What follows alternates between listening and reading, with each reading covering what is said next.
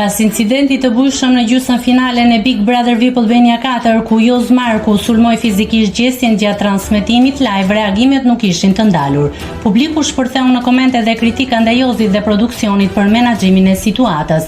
Ndërkohë që ngjarja vazhdon të jetë në qendër të vëmendjes, burime të ndryshme në rrjet, por raportojnë se Gjesti tashmë fitues zyrtari Big Brother VIP Albania 4 është duke konsideruar seriozisht ndjekjen penale të Jozit për sulmin fizik që ndodhi brenda shtëpisë së famshme.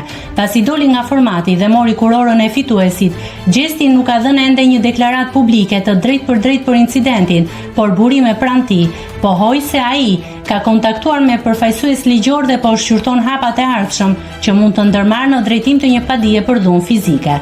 Publiku mbetet në pritje të një reagimi zyrtar nga vetë Gjesti, ndërkohë që kërkesat për drejtësi dhe transparencë poshtohen ditaditës.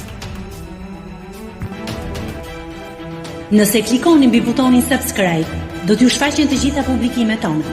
Ju ftoj t'i bëni subscribe kanalit, të pëlqeni videot dhe të lini komentin tuaj.